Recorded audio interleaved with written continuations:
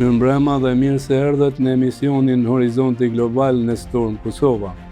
Ky është epizodi i dytë i emisionit tonë, ku do të analizojmë zhvillimet më të rëndësishme që po përmirësojnë politikën dhe marrëdhëniet ndërkombëtare.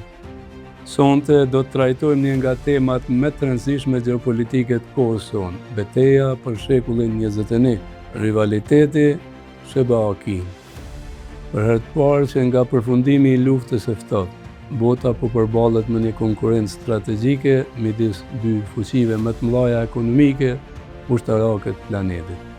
Nga ekonomia dhe teknologjia, te siguria dhe ndikimi global, Washingtoni dhe Pekini po konkurrojnë për të përcaktuar rregullat e rendit ndërkombëtar të shekullit 21.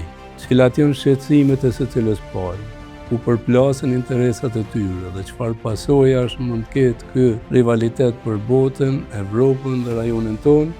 Për këto dhe shumë çështje tjera do të flasim në minutat në vazhdim. Nëse shekulli 20 u dominuar nga rivaliteti midis Shteteve të Bashkuara dhe Bashkimit Sovjetik, shekulli 21 po karakterizohet gjithnjë më shumë nga konkurrenca strategjike midis Shteteve të Bashkuara të Amerikës dhe Kinës. Megjithatë, kjo nuk është një luftë e ftoftë klasike. Të dyja fuqitë janë ekonomikisht të ndërlidhura, por njëkohësisht konkurrojnë për ndikim global, epërsi teknologjike dhe pozicion strategjik. Shtetet e Bashkuara të Amerikës janë një republikë federale e themeluar me 4 korrik të vitit 1776 pas shpalljes së pavarësisë nga Britania e Madhe. Përben nga 50 shtete me rreth 340 milion banor dhe e kanë kryeqytetin në Washington DC. Sheba-Akia u shndrua në fuqinë më të madhe ekonomike ushtarake të botës gjatë shekullit 20, veçanërisht pas luftës së dytë botërore. Sot ajo udhëheq në fushat si teknologjia, financat, inovacioni, arsimi dhe mbrojtja, duke qenë një nga aktorët kryesorë të politikës globale. Në anën tjetër, Republika Popullore e Kinës është një nga qytetrimet më të vjetra në botë, me një histori 5000 vjeçare. Shteti modern u themelua me 1 tetor të vitit 1949 nga Mao Zedong me kryeqytet në Pekin. Me rreth 1,4 miliard banor, sot Kina është ekonomia e dytë më e madhe në botë, po si arriti Kina këtu? Kur leadershipi i Partisë Komuniste Kineze i filloi reformat ekonomike në fund të shekullit të kaluar, pra gjatë viteve të 70-ta, Kina ishte një vend relativisht i varfër. Por brenda 4 dekadash ajo shndrua në ekonominë e dytë më të madhe në botë dhe në qendrën kryesore të prodhimit global. Për herë të parë që nga fundi i luftës ftohtë, Shtetet e Bashkuara të Amerikës përballen me një rival që ka popullsi shumë të madhe, kapacitete industriale gjigante, ambicie globale, investime masive në teknologji dhe ushtri. Kjo është arsyeja pse Washingtoni e konsideron Kinën sfidën më të madhe të strategjike të shekullit 21. Raportet e këtyre dy rivalëve gjatë shekullit kaluar kanë pasur ngritjet dhe ramjet e tyre. Sheba-Akia dhe Kina kanë kaluar nga bashkëpunimi te armiqësia e me pas te rivaliteti strategjik. Në fillim të shekullit 20, Shtetet e Bashkuara mbështeten integritetin territorial të Kinës përmes politikës së dyrëve të hapura. Gjatë luftës së dytë botërore, Shtetet e Bashkuara dhe Kina ishin aleate kundër Japonisë. Washingtoni mbështeti qeverinë nacionaliste kineze të udhëhequr nga Chiang Kai-shek, kurse pas fitores së komunistëve të udhëhequr nga Mao Zedong në vitin 1949 dhe krijimit të Republikës Popullore të Kinës, Shtetet e Bashkuara të Amerikës refuzuan ta ninin qeverinë e re. Dy vendet u përballen indirekt në luftën e Koresë, ku forcat kineze luftuan kundër trupave të mbështetura nga Shtetet e Bashkuara të Amerikës. Marrëdhëniet mbeten shumë të tensionuara për më shumë se 2 dekada. Një kthesë e madhe ndodhi në vitin 1972, kur Richard Nixon vizitoi Kinën. Premier Zhou Enlai was waiting at Beijing. In 1954, the U.S. Secretary of State had snubbed the then foreign minister. Nixon wrote in his memoirs, "I knew that Zhou had been deeply insulted by Foster Dulles' refusal to shake hands with him." Dhe kjo vizitë hapi rrugën për normalizimin e marrëdhënieve diplomatike në vitin 1979 në drejtimin e presidentit amerikan Jimmy Carter dhe liderit Deng Xiaoping. Bashkëpunimin mes tyre u forcua dhe matjutje përballë rivalitetit me Bashkimin Sovjetik. Pas përfundimit të luftës së ftoftë, tregtia dhe investimet u rritën në ritme të shpejta. Kina u bë fabrika e botës, ndërsa kompanitë amerikane investuan masivisht në tregun kinez. I, Donald John Trump, do solemnly swear that I will faithfully execute Në vitet e fundit, raportet janë përkeqësuar sidomos pas zgjedhjes së presidentit Trump. SBA e sheh rritjen ekonomike dhe fuqisë ekonomike dhe teknologjike të Kinës, po ashtu edhe pozitës ushtarake si sfidën kryesore strategjike të shekullit 21. Nëse shekulli 20 ishte periudha e ngritjes së Shtetit të Bashkuara të Amerikës si superfuqi globale, fillimi i shekullit 21 karakterizohet nga kritja e Kinës.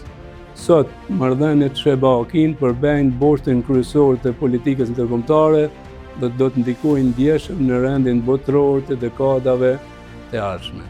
Tre frontet kryesore të rivalitetit me Shtetet e Bashkuara dhe Kinës janë ekonomia.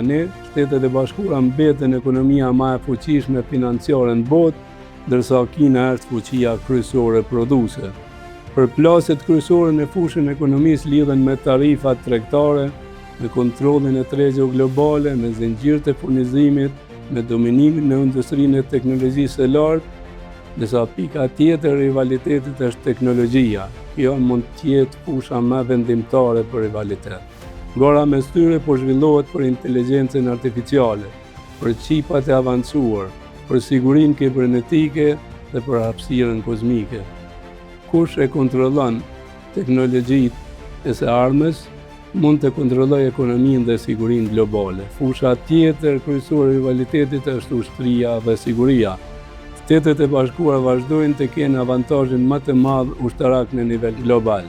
Megjithatë, Kina ka modernizuar me shpejtësi marinën ushtarake, forcat ajrore, kapacitetet raketore dhe teknologjitë hapësinore.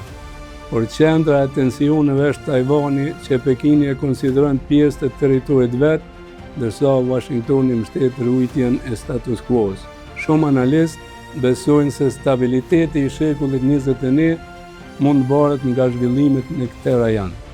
Ndërsa ndikimi global i të dyja vendeve është pjesa e katër e rivalitetit mes tyre, ato konkurrojnë për aleat dhe ndikim në pjesë të ndryshme të botës, si në Afrikë, në lindjen e mesme, në Amerikën Latine, në Azi e gjë. Ndërsa Shtetet e Bashkuara të Amerikës mbështeten në aleanca tradicionale, Kina përdor gjithnjë më shumë fuqinë ekonomike dhe strategjike, pra investimet strategjike për këtë qëllim. Tani shtrohet pyetja, kush është më i fortë? Avantazhet e Shtetit të Bashkuara të Amerikës janë dollari si monedhë globale, aleancat fuqishme ndërkombëtare, liderë në universitete dhe qendra kërkimore, fuqi kryesore ushtarake globale. Në anën tjetër, avantazhet e Kinës janë kapaciteti prodhuesi i jashtëzakonshëm, tregu i madh i brendshëm, planifikimi i afatgjat shtetëror, rritja e vazhdueshme teknologjike. Prandaj, rivaliteti nuk ka një fitues të qartë. Rivaliteti midis Shtetit të Bashkuara dhe Kinës nuk buron vetëm nga ambicet për fuqi globale, por nga shqetësimet e thella strategjike që secila palë ka për të ardhmen e saj. Shqetësimet kryesore të Shtetit të Bashkuara të Amerikës janë rujtja e pozitës si fuqi kryesore globale, ngritja e shpejtë ekonomike dhe teknologjike e Kinës, siguria e aleatëve amerikan në Azi dhe Evropë, kontrolli teknologjive strategjike, liria e lundrimit dhe ekuilibri ushtarak në Indo-Paqësor. Ndërsa nga këndvështrimi amerikan, sfida kryesore është të ruajë rendin ndërkombëtar që ka udhëhequr pas luftës së ftoftë. Shqetësimet kryesore të Kinës në anën tjetër janë rujtja e stabilitetit të brendshëm ekonomik dhe politik, sigurimi i burimeve energjetike dhe lëndëve të para, kufizimi i asaj që Pekini e sheh si përpjekje për ta frenuar ngritjen e Kinës, çështja e Tajvanit që konsiderohet interes jetik kombëtar, zgjerimi i ndikimit diplomatik dhe ekonomik në botë. Nga këndvështrimi kinez, objektivi është rikthimi i Kinës në qendër të sistemit ndërkombëtar, pas asaj që e konsideron një periudhë të gjatë dobësimi historik. Shtetet e Bashkuara të Amerikës kërkojnë të ruajnë sistemin ekzistues global, ndërsa Kina kërkon një rol më të madh në formimin e tij. Kjo nuk do të thotë domosdoshmërisht se të dyja palët synojnë konflikt, por do të thotë se konkurenca është e pashmangshme. Shtetet e Bashkuara të Amerikës kanë frikë nga humbja e përësisë së saj globale, kurse Kina ka frikë nga pengimi i ngritjes së saj. Pikërisht midis këtyre dy shqetësime zhvillohet rivaliteti më i rëndësishëm gjeopolitik i shekullit 21. Mënyra se si do të menaxhohet ky rivalitet do të ndikojë jo vetëm tek dy superfuqitë, por fatin e gjithë rendit ndërkombëtar. Historia na mëson se kur një fuqi në ngritje sfidon një fuqi dominuese, bota hyn në periudha pa sigurie dhe transformimi. Sot kjo sfidë po zhvillohet mes Washingtonit dhe Pekinit. Nuk bëhet fjalë vetëm për ekonomi apo ushtri, po për ndikim, teknologji dhe vizionin se si duhet të organizohet rendi ndërkombëtar. Mbetet për t'u parë nëse shekulli 21 do të karakterizohet nga bashkëpunimi strategjik apo nga rivaliteti i zgjatur mes dy superfuqive. Tre skenarë të mundshëm për të ardhmen janë: In a high-stakes, closed-door meeting that lasted over 2 hours. Në një bashkëjetesa konkurruese e Shtetit Bashkuara të Amerikës dhe Kinës, të cilat rivalizojnë por shmangin konfliktin e drejtë për drejtë. Në dy bota mund të ndahet në dy bloqe, krijohen sfera të veçanta ekonomike, teknologjike dhe strategjike. Taiwan sits in a very strategic position, right in the middle of the first island chain, which runs from Japan through Taiwan and the Philippines to the Malay Peninsula. Dhe në tre mund të kemi një përshkallëzim, pra një krizë rreth Taiwanit ose në Indo-Paqor, e cila mund të çojë në përballje të drejtë për drejtë midis këtyre dy fuqive. Çfarë do të thotë kjo për botën? Shumica e analisëve besojnë se po hymë në një epokë ku asnjë fuqi nuk do të jetë plotësisht dominuese. Në vend të një bote unipolare po shfaqet një sistem më kompleks. Shtetet e Bashkuara të Amerikës mbeten fuqia kryesore globale, Kina është sfidduesi kryesor i saj. Aktorë të tjerë si India, Federata Ruse, Bashkimi Evropian dhe fuqitë rajonale fitojnë peshë më të madhe. Pra, rivaliteti i Shtetit të Bashkuara me Kinën nuk është vetëm një garë për pushtet, por është një garë për të përcaktuar rregullat e shekullit 21. Nga teknologjia te ekonomia, nga siguria te diplomacia, vendimet që merren sot në Washington dhe në Pekin do të ndikojnë në të ardhmen e gjithë botës. Pyetja kryesore nuk është nëse kjo garë do të vazhdojë, por si do të menaxhohet për të shmangur konfliktin dhe për të ruajtur stabilitetin global. Shikues të nderuar, kjo ishte e gjitha për sonte në Horizontin Global. Nga unë Zenun Halili, faleminderit për vëmendjen dhe miru pafshin me tema tjera që shkojnë për te i titujve.